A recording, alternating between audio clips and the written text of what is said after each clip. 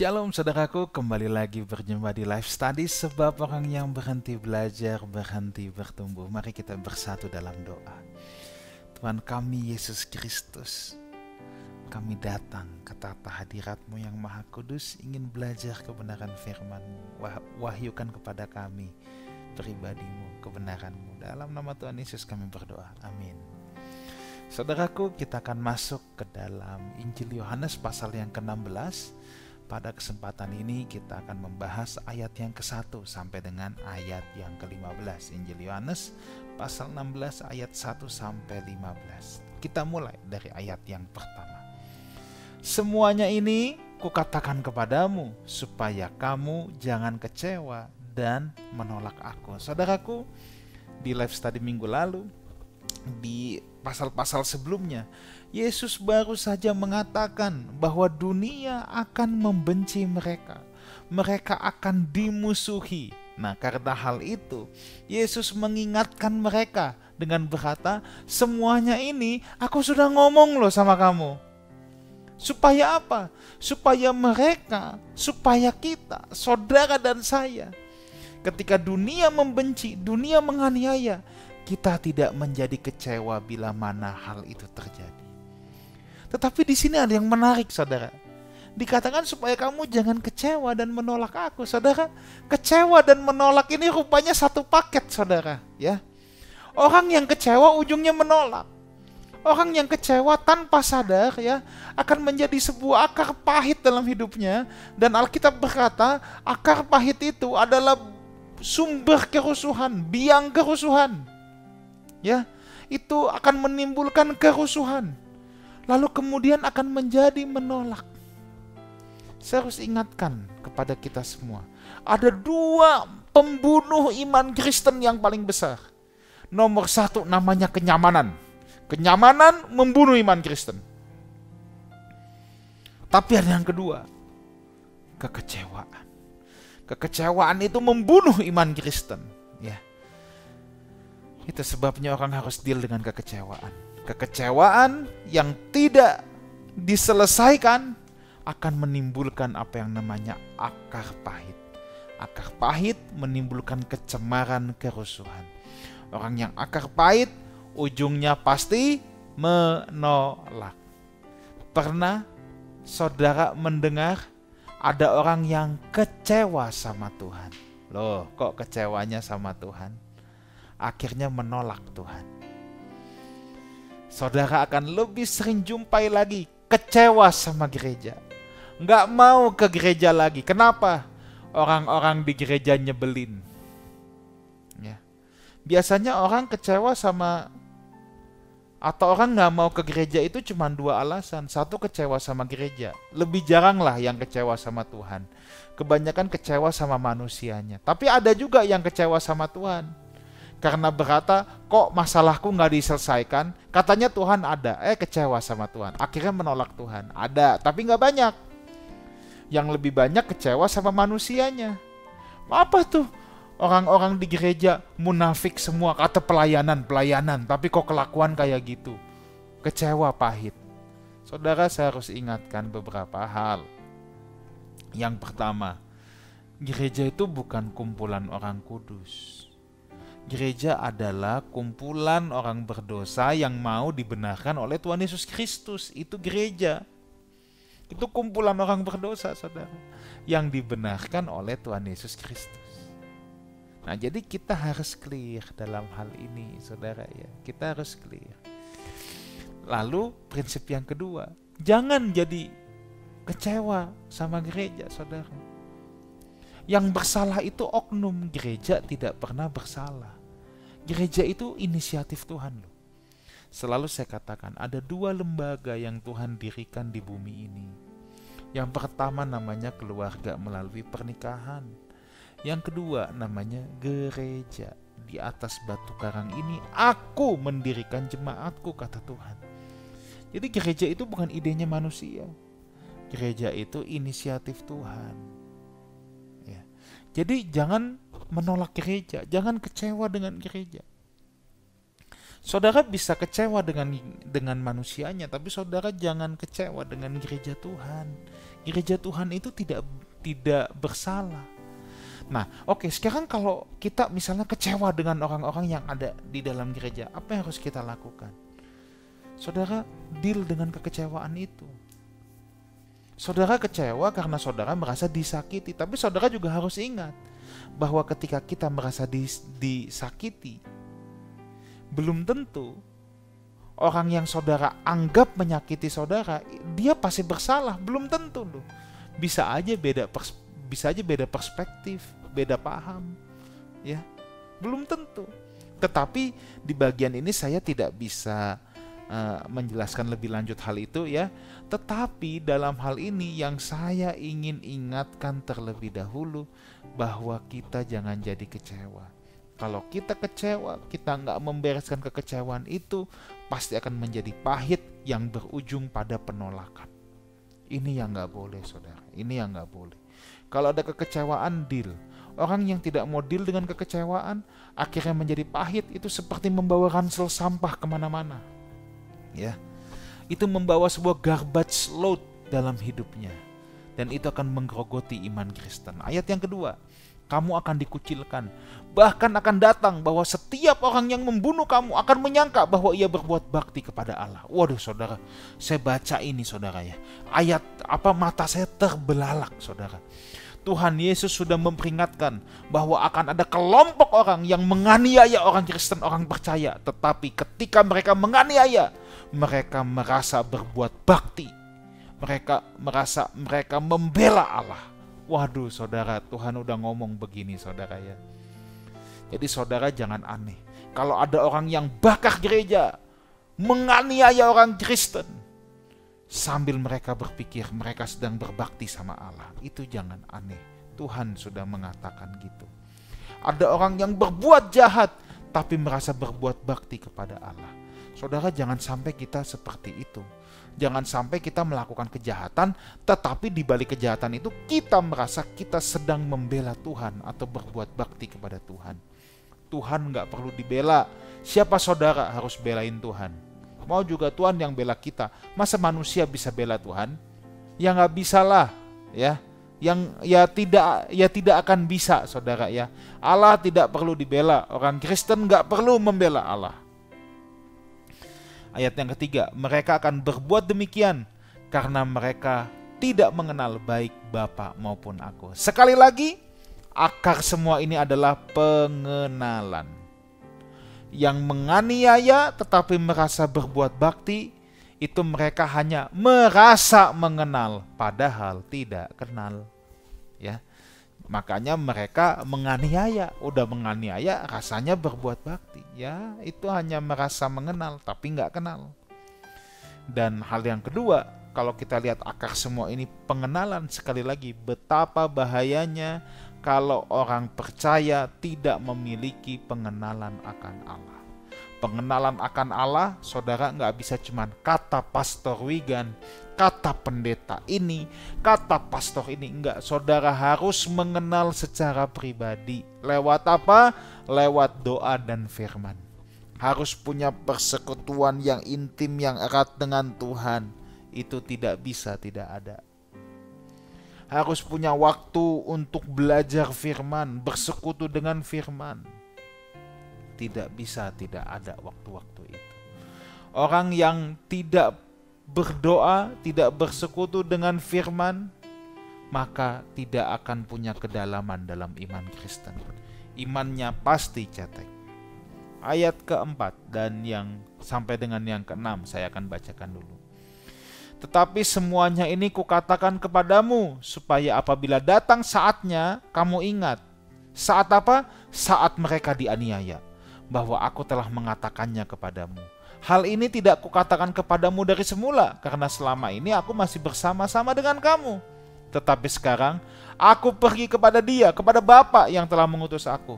Dan tiada seorang pun di antara kamu yang bertanya kepadaku, kemanakah engkau pergi? Tetapi aku mengatakan hal itu kepadamu, sebab itu hatimu berduka cita. Saudara, hal ini perlu dikatakan Tuhan Yesus kepada murid-muridnya. Ya, Saudara harus ingat bahwa ini masa-masa yang tidak mudah untuk murid-muridnya. Karena Tuhan Yesus berkali-kali berkata, ia akan menderita, ia akan disalibkan, ia akan mati, ia akan pergi meninggalkan mereka. Ada saatnya Yesus tidak lagi bersama-sama mereka secara fisik. Itulah sebabnya hati mereka sangat berduka cita. Tapi Tuhan mengingatkan sama murid-murid, aku sudah mengatakannya kepadamu. Harus kuat, aku sudah omongin, jangan kaget, jangan syok. Aplikasi buat kita apa, saudara? Itu sebabnya kita perlu menginternalisasi firman Tuhan. Menginternalisasi, menjadikan firman Tuhan, logos itu menjadi satu dengan hidup kita. Diinternalisasi. Lewat apa? Lewat saat teduh. Lewat saat teduh. Saat teduh itu apa? Waktu khusus antara saudara dengan Tuhan, tanpa diganggu apapun dan siapapun. Ya. Waktunya berapa lama? Kita nggak bikin aturan-aturan seperti itu. Tetapi yang jelas saudara perlu waktu bersama antara saudara dengan Tuhan. Itu wajib ada, saudara. Itu proses internalisasi firman yang sering dikatakan sebagai saat teduh. Nah, saya mengutip Bapak Pendeta Joas Adi Prasetya ketika pelayanan di Lifehouse. Beliau berkata, banyak orang saat badai baru saat teduh. Nah, ya, waktu badai kehidupan datang baru saat teduh. Salah, saudara. Saat teduh itu proses internalisasi. Harus diingat terus firman seperti apa yang Tuhan udah katakan. Nanti di saat ada badai kehidupan, apa yang udah diinternalisasi ini akan keluar, akan nampak. Menjadi kekuatan buat kita. Makanya Tuhan bilang sama murid-muridnya, kamu harus ingat loh apa yang aku udah katakan. Itu proses internalisasi. Supaya ketika badai kehidupan datang, ketika penganiayaan datang, mereka nggak syok, mereka nggak jadi kecewa, mereka nggak jadi menolak Kristus. Mereka akan dapat kekuatan. Dari mana? Dari proses internalisasi itu. Ayat 7, namun benar yang kukatakan ini kepadamu adalah lebih berguna bagi kamu jika aku pergi. Sebab jika aku tidak pergi, penghibur tidak akan datang kepadamu. Tetapi jikalau aku pergi, aku akan mengutus dia kepadamu. Saudaraku, kenaikan Yesus ke surga itu mutlak penting bagi kedatangan sang penghibur. Sebenarnya hal ini sudah dikatakan sebelumnya. Nah, tapi nampaknya murid-murid belum yakin. Makanya Yesus harus bicara lebih tegas lagi bahwa adalah lebih berguna bagi kamu kalau aku pergi. Murid-murid dalam keadaan sedih, nggak bisa terima, mau ditinggal. Makanya Tuhan bilang, sini, lebih berguna bagimu loh kalau aku pergi. Memang terdengar janggal dan aneh, tapi hal ini ada benarnya, supaya mereka jangan berduka cita lagi. Sebab kepergian Kristus adalah demi kedatangan Parakletos, sang penghibur, the comforter, sang penolong, the helper. Mengapa demikian? Begitulah pengaturan dalam kebijaksanaan ilahi sejak semula berkenaan dengan hal ini. Pengutusan Roh Kudus sendiri itu juga merupakan buah dari karya penebusan Kristus melalui kematiannya, kebangkitannya, kenaikannya ke surga. Kristus pergi, Parakletos, Roh Kudus datang. Hal ini pun Tuhan katakan dalam term yang positif. Artinya kalau aku pergi, nanti Parakletos datang. Kamu gak akan dirugikan kalau aku pergi. Kamu gak sendiri. Aku bukan melepas tanggung jawab. Tidak. Aku bukan melepas tanggung jawab. Ya, saudara ya. Oke, ayat 8 sampai dengan ayat yang ke-11. Dan jikalau ia datang, ia akan menginsafkan dosa. Ia akan menginsafkan dunia akan dosa, kebenaran dan penghakiman. Akan dosa, karena mereka tetap tidak percaya kepadaku. Akan kebenaran, karena aku pergi kepada Bapa dan kamu tidak melihat aku lagi. Akan penghakiman, karena penguasa dunia ini telah dihukum. Saudara, Parakletos, Roh Kudus, kalau dia datang, dia punya tugas menginsafkan. Apa itu menginsafkan? Menginsafkan itu adalah menyadari dan meyakini. Ya. Jadi Parakletos itu menginsafkan, menyadari, meyakini, menginsafkan dunia melalui pelayanan murid-murid Kristus. Harus diingat, ini nggak mistis. Ini bukan Roh Kudus turun tiba-tiba ada tulisan di langit yang semua orang bisa baca. Bertobat nggak lu? Kalau nggak, gua gaplok lu. Kan nggak begitu, saudara. Ini nggak mistis. Nah, Roh Kudus Parakletos ini menginsafkan dunia melalui pelayanan murid-murid Kristus. Maka saudara dan saya harus jadi murid Kristus juga, supaya kita menjadi alat bagi Roh Kudus menginsafkan dunia ini. Yuk, sediakan diri kita dipakai oleh Roh Kudus. Nah, sebelum kita dipakai Roh Kudus menjadi alat untuk menginsafkan dunia dari dosa, yuk insafkan dulu diri kita sendiri. Jangan-jangan kita belum insaf dari dosa, saudara, ya. Tadi saya katakan ya, menginsafkan itu menyadari dan meyakini. Menginsafkan itu bicara menegur, menyatakan kesalahan, menyadari gitu loh. Bikin orang sadar, ini salah. Nah, itu Parakletos. Ini salah. Saudara percaya nggak, dalam diri setiap orang, khususnya yang sudah menerima Kristus sebagai Tuhan dan Juru Selamat, saya percaya Roh Kudus seringkali berbicara, tapi kita nggak mengenali aja, kita cuekin. Kalau kita mau bikin salah, kita mau bikin sesuatu yang gak enak, Roh Kudus pasti bisa mengingatkan kita, saudara. Roh Kudus pasti bisa mengingatkan kita. Nah, kalau ada seakan suara yang berkata, kamu jangan bikin gini.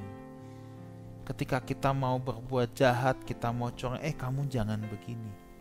Jangan diacuhkan suara itu. Roh Kudus sedang menginsafkan kita. Dan kita murid-muridnya mau dipakai menjadi alatnya. Insafkan diri kita sendiri dulu ya. Oke, kalau meyakinkan, ya tadi kan saya katakan menginsafkan itu menyadari dan meyakini. Nah, meyakinkan itu adalah istilah hukum yang berbicara tentang tugas seorang hakim dalam menyimpulkan bukti dan memutuskan perkara yang telah lama diselidik dalam terang dan kebenaran. Nah, jadi Roh Kudus akan meyakinkan. Artinya apa? Ia akan membungkam pihak-pihak yang menentang Kristus. Ia akan membungkam bahwa dunia tidak dapat berdalih bahwa dunia ini memang sudah najis dan penuh dengan dosa. Orang-orang berdosa tidak bisa berdalih dengan berkata, aku tidak berdosa. Maka orang yang dipenuhi Roh Kudus tidak akan berkata, aku nggak pernah berdosa, atau merasa dirinya suci. Enggak, justru diinsafkan, diingatkan, kamu berdosa, ayo minta ampun, ayo kembali. Nah, tadi kan menginsafkan akan dosa, kebenaran, penghakiman ya. Akan dosa karena mereka tidak percaya kepadaku, kata Tuhan. Roh Kudus diutus untuk menyadarkan orang berdosa akan dosa, bukan sekedar menyampaikan kepada mereka tentang dosa. Nah ini ya, jadi Roh Kudus diutus itu untuk menyadarkan orang akan dosa. Orang berdosa akan dosa, bahwa aku berdosa, ampun Tuhan. Bukan sekedar menyampaikan kepada mereka tentang dosa, tapi nggak pernah sadar. Ada orang yang tahu, aku bikin ini dosa, tapi gue nggak sadar. Ya, maka itu ditandai dengan apa? Dia tetap berbuat dosa itu terus. Itu namanya tahu tapi nggak sadar, saudara. Menyadarkan artinya membuat orang mengakuinya dan menyadari bahwa dosa adalah kenajisan di hadapan Allah, kemudian mereka berbalik itu. Ya, akan kebenaran karena aku pergi kepada Bapa dan kamu tidak melihat aku lagi. Ya. Roh Kudus memang menginsafkan dunia bahwa Kristus adalah Sang Mesias. Ia adil dan benar seperti yang diakui oleh kepala pasukan Romawi bahwa Yesus itu ia adalah orang benar.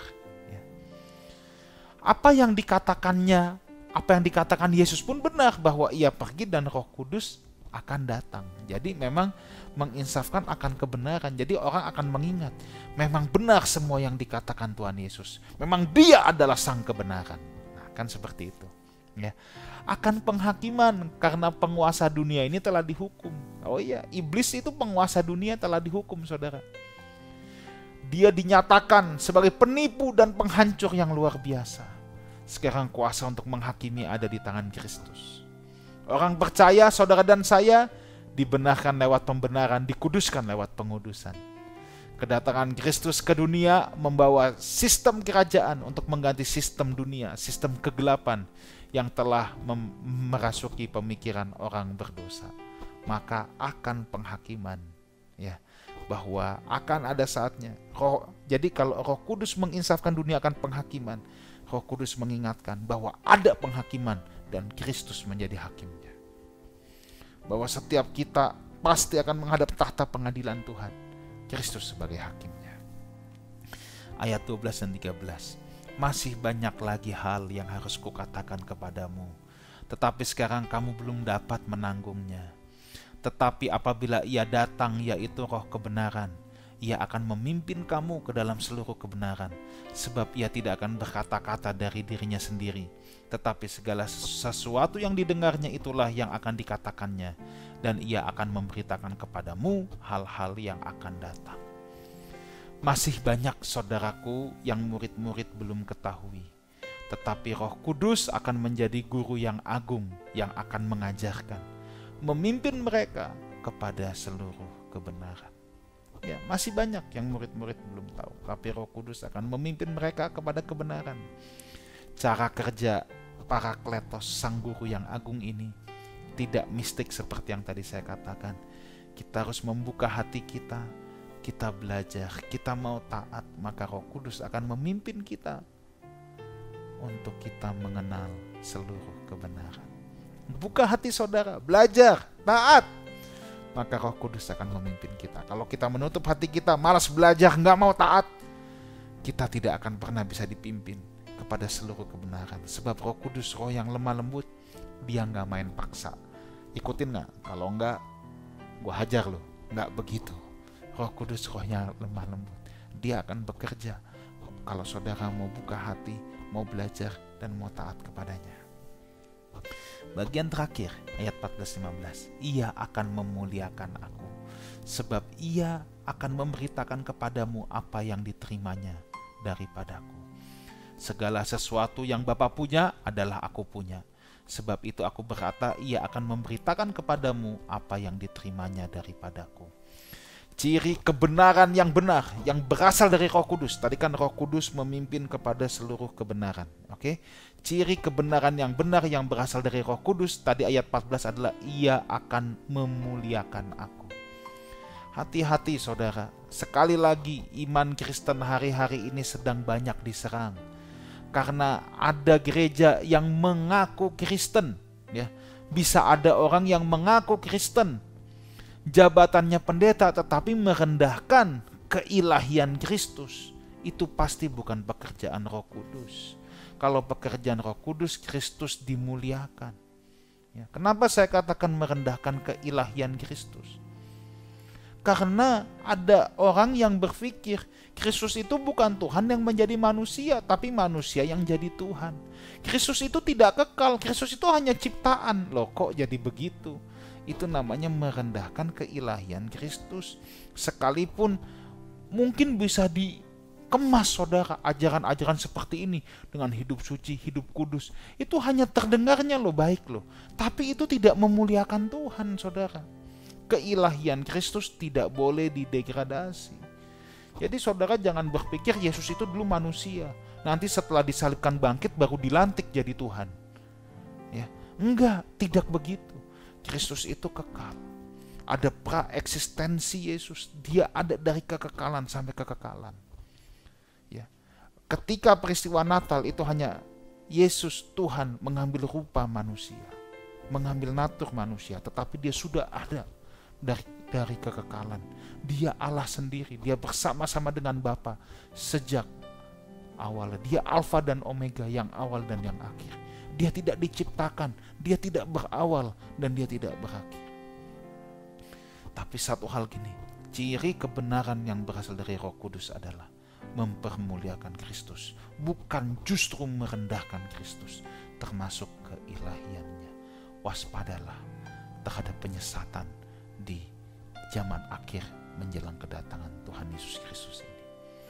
Kiranya Tuhan Yesus menyertai kita semua. Amin. Mari kita berdoa. Bapa yang baik, hamba-Mu berhenti berbicara. Roh Kudus matraikan dalam kebenaran ini dalam lubuk hati anak-anak-Mu. Dalam nama Tuhan Yesus kami berdoa. Amin. Saudaraku, saya ingin berjumpa setiap saudara di ibadah raya Life House Community, Uang Plaza lantai 2 jam 10 pagi. Saya harap saudara bisa hadir untuk sama-sama beribadah. Ada teens, ada Sunday School juga. Sampai jumpa minggu depan di Life Study, sebab orang yang berhenti belajar, berhenti bertumbuh. God bless you.